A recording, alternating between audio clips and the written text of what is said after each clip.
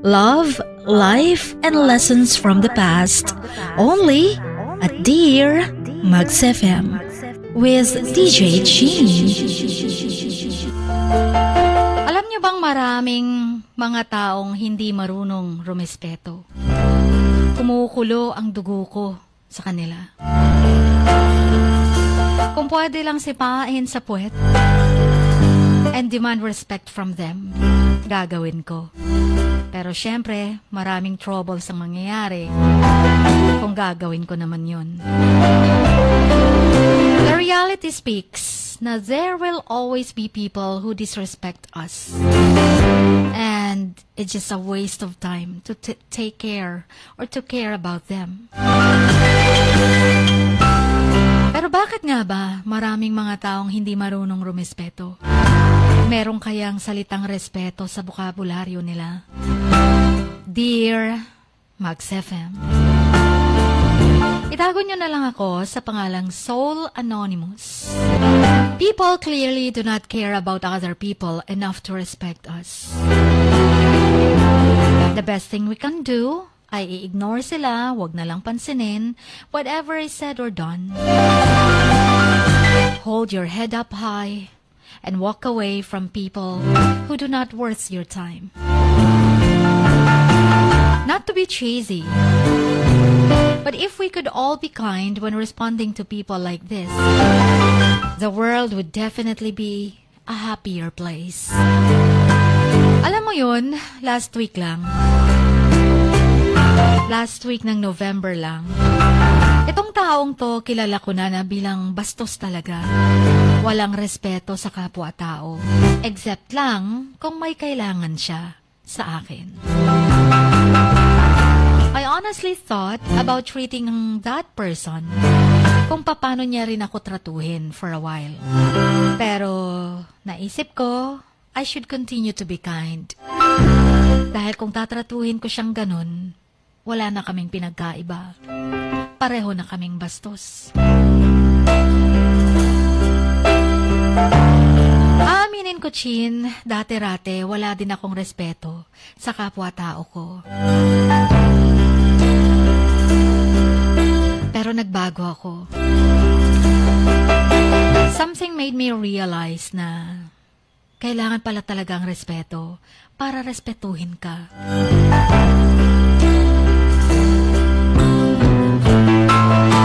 Another reason I wanna look back on my life someday and say that ginawa ko ang best ko to treat people kindly.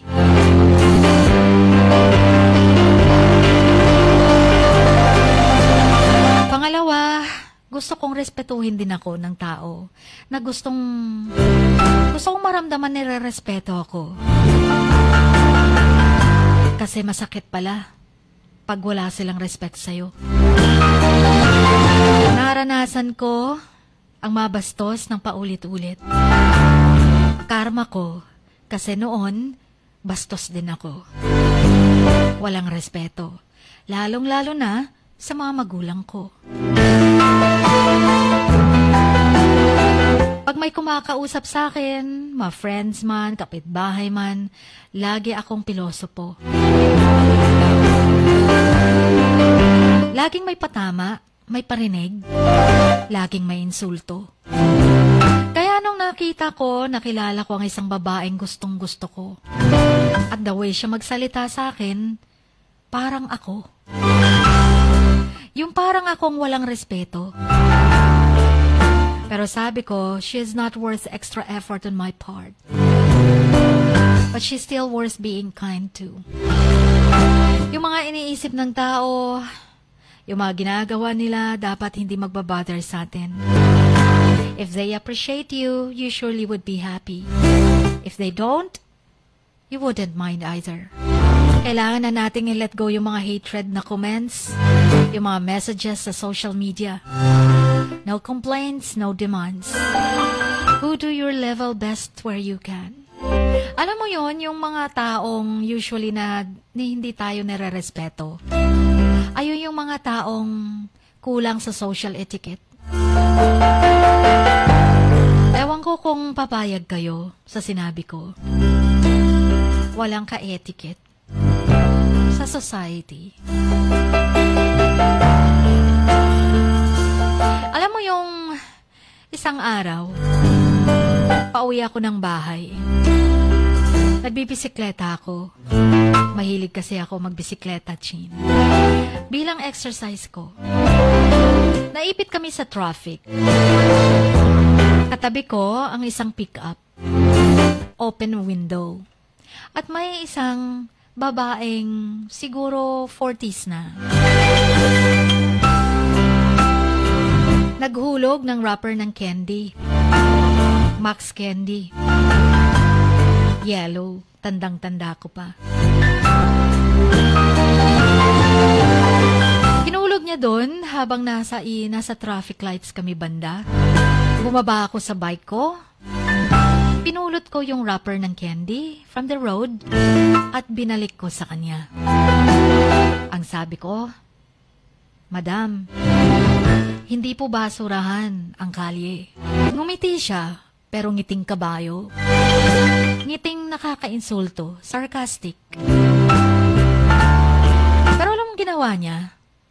Doon sa kabilang window niya, tinapon. Imbis na ikip na lang dahil napahiya siya sa sinabi ko, tinapon niya pa rin. Di ba nga, saan kaya siya nag-aral? Hindi ba siya tinuruan sa classroom? Simula kinder, na huwag magtapon ng basura kahit saan. Alam mo ang ginawa ko? Dahil matagal-tagal yung traffic. Ninaknak ko yung driver. Sabi niya, anong problema bro? Ang sabi ko, tinapon kasi nung kasama niyong pasahero yung wrapper ng candy. Hindi po basurahan ang kalsada, mamang driver. Kaya na-request ko ang driver na pakipulot na lang po. At ibigay niyo sa akin, ako na ang magtatapon ng basura. Pero alam mong nangyari? To my surprise, pareho sila, yung driver at yung babaeng nakaupo na nagtapon ng basura. Sinigawan ako. Anong sinabi sa akin? Ano daw pakialam ko? Telling me to mind my own business. Alam mo yung nakakawindang lang isipin na may mga taong ganun. Imbis na ma-realize ang mistakes nila. Imbis na magpasalamat dahil natauhan sila. Dahil mayroong isang concerned citizen na gustong manatiling malinis ang kapaligiran. Pero wala pa din. Pareho lang sila ng pinag-aralan. Now as they were being really very disrespectful, I had two choices from here. Naisip ko first, either argue with them and shout back. Pero naisip ko, magkikreate lang ako ng scene. Tapos baka uusad na sa traffic. So wala din akong mapapala in return kung sisigawan ko sila. Second, ang nasa isip ko, which I did, kumalma lang ako. Went the other side of the auto, the pickup, at ako na yung pumulot ng wrapper, ng candy, at nilagay ko sa pocket ko. By that time this happened, the signal was green. So I came to my bike and started it and umuwi na. No doubt I was really upset, but I realized that what I did was the best I could at that moment. Alam mo yun, Chin, you can always be disrespectful to the person who is being disrespectful to you. Kung wala siyang respeto, hindi ko rin siya re-respetuhin. Yun ang nasa isip ko. But what would that make you? Another disrespectful person. Kung gagayahin ko sila. So sana matuto din tayong kumalma. Hanggat hindi inaapakan ang ating pagkatao, kahit sisigawan pa tayo, sila lang din naman ang mapapahiya sa mundo. There are many ways to deal with disrespectful people. Pero nakadepende yon sa kung gaano kalala ang pag-disrespect niya sa'yo. At yung personal tolerance level mo. Kung kaya mo pang matolerate, edi go, kalma lang. If someone is regularly disrespectful or their disrespectful behavior is particularly yung sobra-sobra na, you may need to take more dramatic measures to protect yourself na at magsaset ka na ng boundaries. Sumaring tips for us, pag mayroong mga taong hindi marunong magrespeto, just ignore them or call them out. If you cannot ignore the disrespect, you may need to directly confront the person. Oo, mahirap minsan, but it's important to be, alam mo na, marunong din tayong manindigan sa prinsipyo natin and stand up for ourselves. O kaya, kung consistently disrespectful na, it may be best to simply avoid them. Hindi naman always possible yon na ma-avoid sila. Pero kung madi-distance natin ang sarili natin from that person, it will make it easier to deal with their behavior.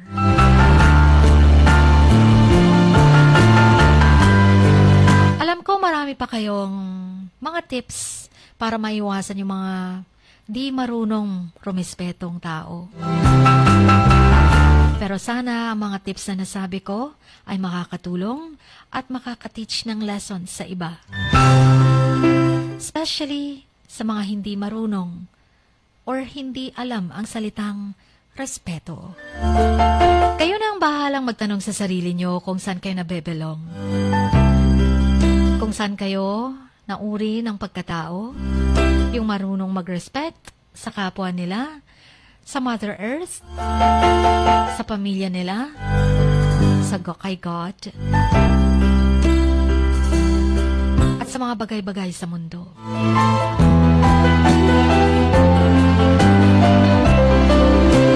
Kung hindi kayo ang taong yun, sino kayo?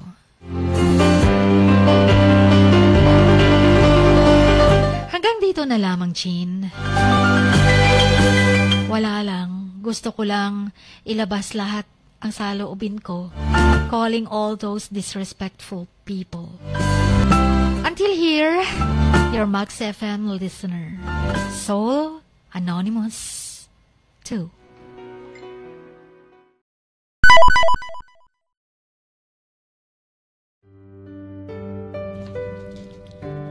Sa bawat pagluha mo, may nakatagong kwento. Sa bawat ngiti mo, may gustong sabihin ang puso mo. At sa likod ng iyong halakak at maging sa pagkabiko mo, may mensaheng nakabalot sa iyong pagkatao. At ang tanging nais mo lamang ay mapakinggan ang mga ito ng buong mundo. Dear Max FM with DJ Chini. Life has got all those twists and turns. Stand up for what you believe in. What lies behind you and what lies in front of you pales in comparison to what lies inside of you. Dear Max FM with DJ Chini. Sabi nga nila, ang pagsusulat kapag masyado mong diniinan hanggang sa susunod na pahina ay nagmamarka. Katulad ng pagmamahal, kapag masyado mong ibinigay ang lahat, yung sakit na gawa ng nakaraan, dala pa rin hanggang kasalukuyan. Dear Max FM, you own your story and you are the author of your own book of life. Don't let others write your script, but let others hear your story and make them inspired.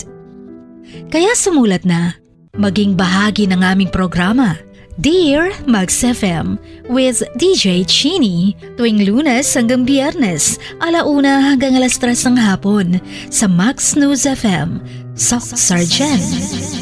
Love, life, and lessons from the past, only at Dear Max FM with DJ Chini.